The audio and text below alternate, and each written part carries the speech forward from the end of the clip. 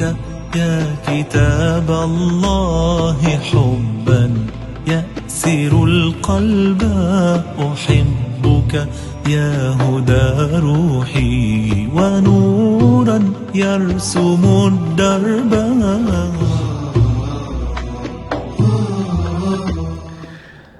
بسم الله الرحمن الرحيم، والصلاة والسلام على سيد المرسلين سيدنا وحبيبنا وقدوتنا وقرة أعيننا محمد بن عبد الله وعلى آله وصحبه ومن استنى بسنتهم إلى يوم الدين. اللهم أرنا الحق حقا وارزقنا اتباعه، وأرنا الباطل باطلا وارزقنا اجتنابه. اللهم ثبتنا عند الموت بلا إله إلا الله محمد رسول الله وارزقنا حسن الختام. فرب اشرح لي صدري ويسر لي أمري واحلل عقدة من لساني يفقه قولي. آمين يا رب العالمين. One more time just to get the extra word. Assalamu alaikum wa rahmatullahi wa barakatuh. We'll continue on with the signs of the end of times. We're going to start off very strong with a sign that has been very famous in today's day, especially within the past couple of weeks, past couple of months. The sign of the end of times that I'm talking about is the Euphrates River. Nahr al-Furat. The Euphrates River in Iraq will dry up, and they will be discovering a mountain of gold underneath it. And people will be like, Ya akhi, it's almost impossible to believe. Habibi, these ahadith and these prophecies are a test to see how real our faith is. Are we going to believe it or are we going to reject it?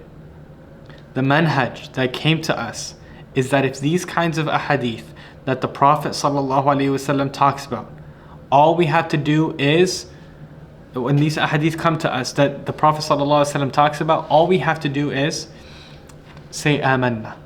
We believe and we testify that this is the truth that the Prophet ﷺ came with is from Allah subhanahu wa ta'ala. Allah subhanahu wa ta'ala describes in the beginning of the Quran, الَّذِينَ آمَنُوا بِالْغَيْبِ, the ones who believe in the unseen. That's their first description. And this is one of these descriptions that is unseen, but it has happened in our time.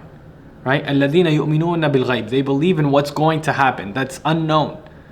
The Euphrates River is drying up very, very rapidly. And Iraq's Ministry of Water Resources says that it would be dried up completely by the year 2040. I personally think it would be even sooner than that because of very little rainfall, excessive water being used in the neighboring countries, and climate change and much more attributing factors to that.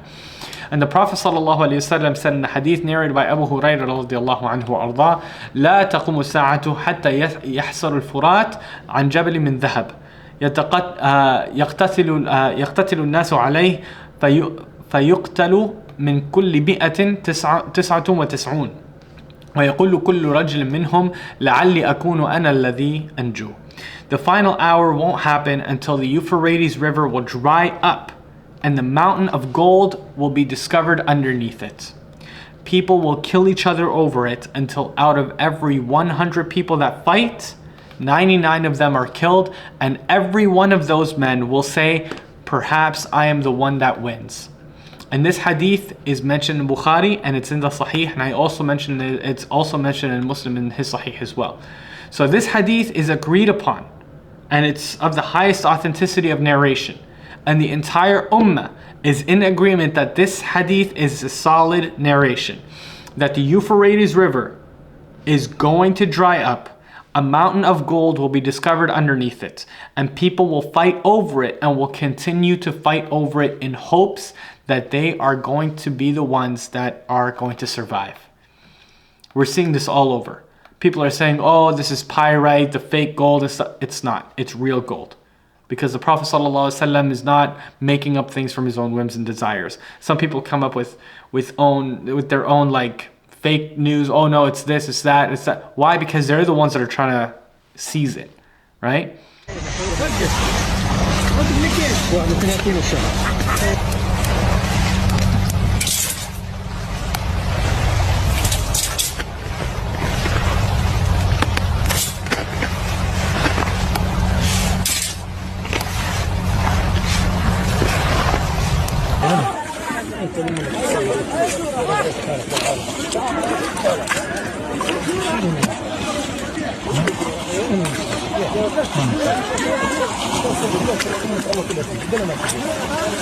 Right?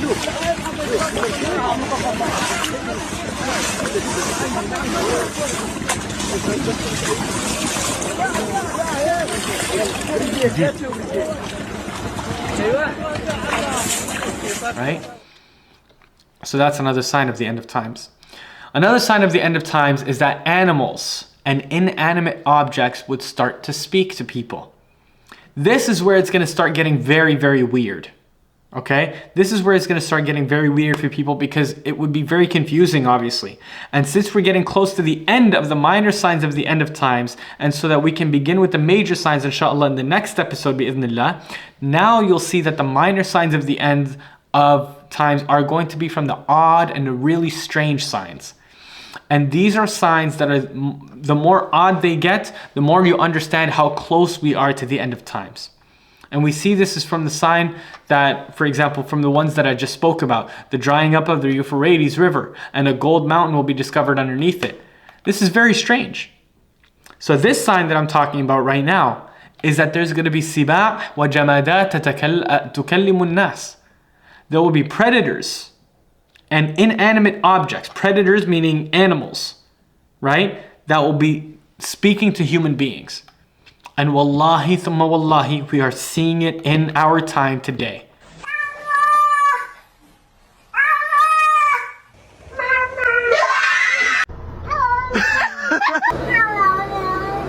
He said, I love you perfect. I love you.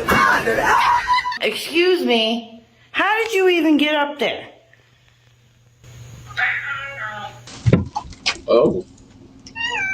Hey.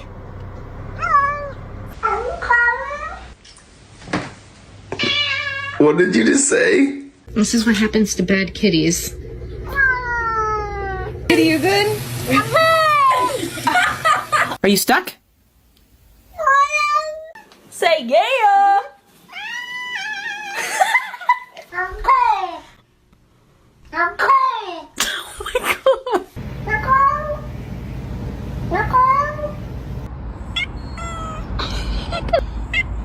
At the end of times, the Prophet ﷺ said that there was a Jewish shepherd, for example. There was a Jewish shepherd, and there was a wolf that was able to nab one of the sheep from the shepherd. And the shepherd fought off the wolf until he was able to get the sheep back from the wolf. And the shepherd chased down the wolf, and he hit it, and he was able to get the sheep back, and the wolf ended up kind of like getting away a little bit. So the wolf went to an area that is nearby the shepherd, and he sat down. You know how like wolves like to sit upright? They like to put their dhira', their like, their forearms or whatever, their paws on the ground like this, right? And the wolf starts speaking to him. He says, عَمَدْتُ إِلَى رِزْقٍ رَزَقَنِيهِ لَا انتزعته مني. He says, you just had to, the wolf said to this shepherd, he spoke to him. He says, you just had to stay persistent in taking the provision that Allah has given me, didn't you? And the shepherd was obviously very shocked. Imagine a wolf talking to you. And the shepherd said, قال الرجل تالله إن رأيتك اليوم ذئبا يتكلم. قال الذئب أعجب من هذا. رجل في النخلات بين الحرتين يخبركم بما مضى وبما هو يكون بعدكم أو بما هو كائن بعدكم. The wolf said to him, now obviously the man is very shocked, the shepherd is very shocked. He's like, did I just see a wolf speak? And the wolf says to him, Wallahi, you know what's stranger than you seeing the wolf speak? Is a man came between the two cities and he tells you about what happened previously and what will happen in the future, and you're not believing him. I mean, what's really strange is not me talking. What's really strange here is that the Prophet of God is telling you, the Harratain is the two cities, Medina and Mecca. The Prophet of God is telling you all the stuff that happened in the past and all the stuff that will happen in the future, and you don't take it seriously. That's more strange than me speaking. Me, an apex predator, speaking is not as strange as the Prophet ﷺ coming to you and talking to you about what's going on and what will happen, and you're not taking it seriously. And subhanallah, the wolf was shocked that the Prophet ﷺ came and people don't believe him. So this shepherd hurried to the Prophet ﷺ and he told him what happened. And the Prophet ﷺ believed him. And he said, it's actually one of the signs of the end of times. إنها أمارة من إمارات بين يدي الساعة. قد أوشك الرجل أن يخرج فلا يرجع إلى حتى تحدثه نعلاه وصوته ما أحدث أهله بعده. أو كما قال صلى الله عليه وسلم. It's one of the signs of the end of times. The Prophet, when this shepherd came to the man, to the Prophet صلى الله عليه وسلم, and he told him what happened, the Prophet صلى الله عليه وسلم said it's one of the signs of the end of times, and it's almost that a man would come out, he would leave his house, and he won't come back until his own shoe speaks to him, and his own voice will tell him about what happened, what will happen with his family, and what his family is doing when he left them. يعني والله صدق رسول الله صلى الله عليه وسلم. The Prophet صلى الله عليه وسلم said, a time will come that your shoelace or your shoes will speak to you, and inanimate things will speak to you. Even his shoelace, his own thigh will tell him about what's going on, or what his family did when he left. Even in your own voice. This is very, very obvious what it means. When he says about shoelace sallallahu alayhi wasallam, what does this look like? What is this plugged into? This is an inanimate object, right? You plug this into your phone and it talks to you. Now you have things like AI that you can literally record your voice, and your own voice is telling you about what's going on. What's going on at home. You have the Ring camera. You have cameras inside your home telling you about what's going on. He's talking to what's inanimate. He says he's talking to something that's inanimate. It's your phone, Habibi. You're talking to your phone. You're looking at your phone and it's telling you, it's giving you updates. This is a sign of the end of times. This is a sign. He says his shoelace will talk to him, subhanAllah. And when he says his thigh will tell him what's going on at home. It's odd what that means. Like, how can your thigh speak to you? Where do you keep your smartphone? Where do you keep your smartphone? In your pocket, on your thigh, right or wrong? And now you have all these devices and things that tell you what's going on at home. People have these Ring systems, there's cameras and things that, things that you could be on the other side of the world and you could just, as long as you have Wi-Fi, you could see what's going on in your house. Right? One notification and you're speaking to your family at home. About a device that has an app to see who's at the door. And it's one that lets you answer from anywhere you are, like even at this Oregon waterfall, which is hundreds of miles from my home in California. Wave to the camera. Now, the device is called Ring, and it's a lot of fun. And your phone doesn't move. It doesn't do anything. If it's not charged, it's just a brick. So you're literally talking to something that doesn't move, right, with your own voice.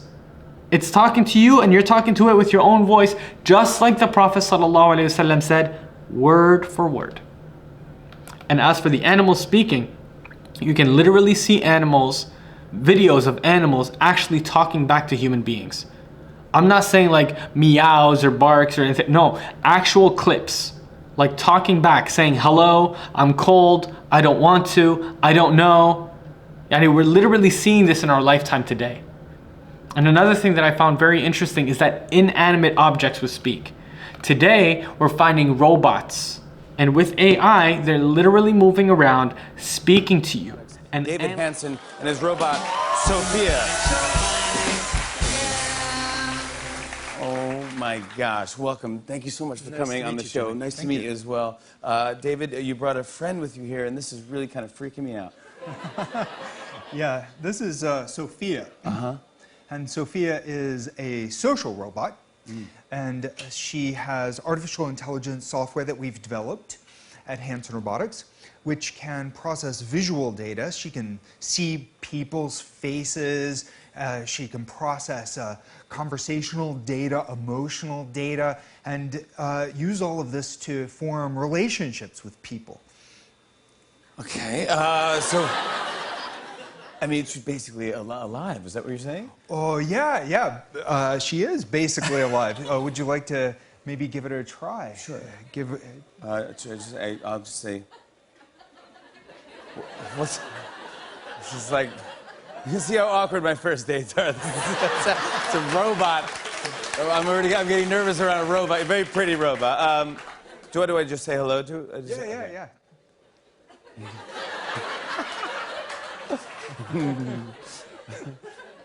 Hi, Sophia. Hello, Jimmy. My God. Do you know where you are? Of course. I'm in New York City, and I'm on my favorite show, The Tonight Show.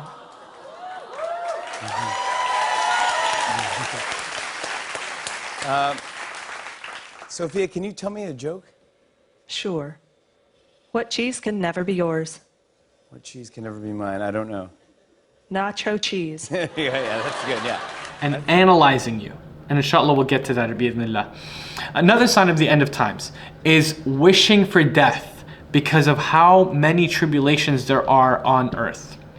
The Prophet ﷺ says, وَالَّذِي نَفْسِي بِيَدِهِ لا تذهب الدنيا حتى يمر الرجل على القبر أو على القبر فيتمرغ عليه ويقول يا ليتني كنت مكان صاحب هذه القبر أو هذا القبر وليس به الدين إلا البلاء.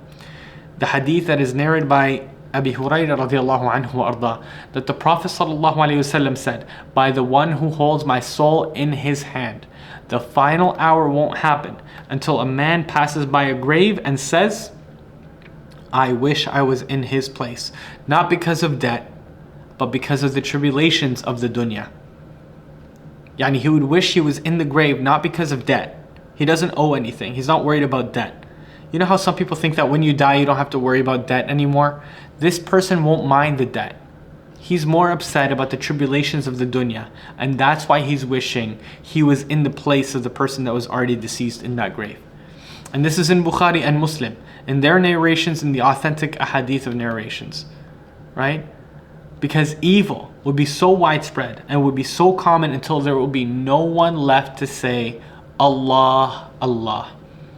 Yani nothing but shirk, nothing but savagery and immoral wickedness and killing, to the point that good people will be wishing for death.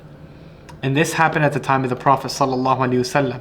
And this is happening, although a lot more in our times today. I get messages constantly about this, asking, is it haram to wish for death? Because of how corrupted the dunya has become. And Ibn Mas'ud radiallahu anhu said that there will come a time upon you that you would pay, a person would pay to have himself euthanized. Euthanized. Allahu Akbar. Because we know that suicide is haram and it's not permissible for someone to end his life. So what does he do? When Allah subhanahu wa ta'ala says, وَلَا تَقْتُلُوا أَنفُسَكُمْ وَلَا تَقْتُلُوا النَّفْسَ الَّتِي حَرَّمَ اللَّهُ. Don't kill yourselves and don't kill the innocent life that Allah subhanahu wa ta'ala has sanctified. Right? He says what? He says, if I can be bought and sold, I would have bought it with all my money. He wishes for death. So that's another sign of the end of times. Another sign of the end of times is افتتاح القسطنطينية, the opening of Constantinople. Constantinople is now known as Istanbul. It was once an ancient city that served as the capital of several empires, including the Roman Empire, the Byzantine Empire, the Latin Empire, the Ottoman empires. And what's meant here by the opening of the city is that it's going to be opened twice. The first time was already opened by Muhammad al-Fatih in the Ottoman Empire, but this isn't what's meant by the opening of Constantinople, because this is already passed. But it will be opened once more. And the hadith of Abu Hurairah radiallahu anhu arda, he said, I heard the Prophet sallallahu alayhi wasallam say, سمعتم بمدينة جانب منها البر وجانب في البحر لا تقوم الساعة حتى يغزوها 70,000 من بني إسحاق فإذا جاءوها نزلوا فلم يقاتلوا بالسلاح ولم يمروا بسهم قالوا لا إله إلا الله والله أكبر فيسقط أحد جانبها الذي في البحر ثم يقول الثانية لا إله إلا الله والله أكبر فيسقط جانبها الآخر ثم يقول الثالثة لا إله إلا الله والله أكبر فيخرج لهم فيدخلونها فيغنمون فبينما هم يقتسمون المغانم إذ جاءهم الصريخ فقال إن الدجال قد خرج فيتركون كل شيء ويرجعون أو كما قال صلى الله عليه وسلم. It's a long hadith, but bear with me inshallah because we're almost at the end. The Prophet sallallahu alaihi wasallam said, have you heard of a city between the land and the sea? Have you heard of a city between the land and the sea? And they said, yes, of course, Ya Rasulullah. The Prophet sallallahu alaihi wasallam said, the final hour won't happen until 70,000 from Bani Ishaq will march into it, and they will not fight with a single weapon, and they will not cast a single arrow. They will say, La ilaha illallah wallahu akbar, and one of its two sides will fall. They will say a second time, La ilaha illallah wallahu akbar. The second side will fall. And they will say it a third time, La ilaha illallah wallahu akbar, and they will be victorious and they will enter the city. And they will take from its bounties, and they are rationing its bounties. Some will come to them screaming as loud as they can. They say that the Dajjal has come. The Dajjal has appeared. The Antichrist, the false prophet, has appeared. So they abandon everything and they go back to their homes getting ready to fight the fitna of Dajjal. And this is in Sahih Muslim. So then it's understood that the opening of Istanbul is the second opening of Istanbul will be right before the Antichrist.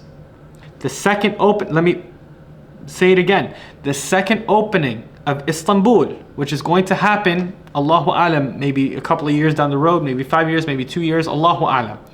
That is going to be right before the appearance of the Antichrist, the Dajjal. And the Antichrist, or the Dajjal, is one of the big signs of the end of times, as we will mention inshallah in the next episodes. Another sign of the end of times is warfare between the believers and the Jews. لا تقوم الساعة حتى يقاتل المسلمون اليهود فيقتلهم المسلمون حتى يختبئ اليهودي من وراء الحجر والشجر فيقول الحجر أو الشجر يا مسلم يا عبد الله هذا يهودي خلفي فتعال فاقتله. إلا الغرقد فإنه من شجر اليهود. The hadith that is narrated by Abu Hurairah, I almost missed that part. The hadith that is narrated by Abu Hurairah radiallahu anhu, that's in Muslim. He said, I heard the Messenger of God say, the final hour won't happen until the Muslims engage in a warfare, in a big war against the Jews. The Muslims will win to a degree that a Jew will run and hide behind trees and walls. And the trees and the walls will start speaking. They will say, O Muslim, Ya Muslim, O servant of God, here is one behind me, come and kill him. Except for the gharqad tree. That is a tree of the Jews. That is a tree that won't speak out. And this is of course at the time of the Dajjal. And this is a big battle that is going to happen in Jerusalem. And the Jews are of course preparing for this battle. Even the Christians as well are preparing for this battle. We obviously know that with the Christians are almost in a way infatuated with the Jews. In a way. We know that most of the countries in the world are Christian countries, and in their holy book it says the Messiah will come back once more when the Jews will gather in Jerusalem. And so for this reason they are helping the Jews in their gathering in Bayt al-Maqdis. And it's not because they love them, but because they believe that the Messiah will not come until the Jews are all gathered there in Jerusalem, and the Messiah will call them to Christianity. That's their aqidah. Either they believe or he kills them. So that's their belief. And the Jews, they believe that they will kill the Muslimin in one big epic battle known as Armageddon, Armageddon. And that's when their Messiah will come out. And this is their Messiah, is the Antichrist, which in Islam is the Dajjal, the deceiver, the big deceiver. And they will kill the Muslimin. That's what they think. That's what the Jews believe. And as the Muslims, we believe that there will be an immense battle between us and the Jews, just as I mentioned to you. And the battle will happen in Jerusalem. And the Antichrist will be there. And his army is the Jews from Isfahan. as we also mentioned in the next episode, bi'idhnillah tabaraka wa ta'ala, and the Muslimin will kill them and they will be victorious over them. So the Jews have a promise, the Christians have a promise, and the Muslims have a promise. So who are the ones that have the real and true promise? Who are the ones that have the false promises? There is absolutely no doubt about it that the Muslimin are the ones with the real promise. And that is accompanied with the revelation that came to us through the Messenger sallallahu alaihi wasallam. The one that doesn't speak from his own whims and desires. In huwa illa wahyun yuha. This is revelation that is being revealed. And there is no doubt that the promise of the Christians is a false promise, because they changed and they altered and they removed and they added to their holy book. And there's absolutely no doubt about it that the promise of the Jews is also a false promise in their book, and the one that they also altered and they also changed and they also added and they also removed. And the days are ahead of us, and we will see the honest nation versus the lying nations. Another sign of the end of times is another minor sign of the end of times is the destruction of the Kaaba, the holy Kaaba, the most honored place in this universe, the ancient house built by Ibrahim alayhi salam, ground zero, where Adam alayhi salam came to it after being suspended from paradise, the same house that was rebuilt at the time of the Prophet sallallahu alaihi wasallam. It will be destroyed and taken over in the end of times. The hadith of Abdullah ibn Umar radiallahu anhu arda, he said, I heard the Messenger of God say, يخرب الكعبة ذو السويقتين من الحبشة. The destroyer of the Kaaba will be ذو السويقتين, and he's a man from Ethiopia. He will take the treasure that's in it, the green rock that's underneath it, underneath the Kaaba, and he will tear its kiswa. And the kiswa, the shroud of the Kaaba, is what the kiswa is. And it's as though I see him right now in front of me. And then the Prophet ﷺ describes him. He says he is bald. He has some sort of arching between his thighs, right? And he is striking at the Kaaba with a pickaxe. And this, of course, is very accurate description. A man from Habasha, meaning he's from the black skin tone. He's got a black skin tone. He's bald, meaning he obviously doesn't have hair. And he has a wide walk. He leans from side to side, and his shins are arched. His legs are arched. He will destroy the Kaaba brick by brick, and he will take out the treasure that's hidden underneath it. And the Kaaba will never be rebuilt after that. And these are the signs of the end of times. Wallahu a'la wa a'lam. Barakallahu li wa lakum. Wassalamu alaikum wa rahmatullahi wa barakatuh.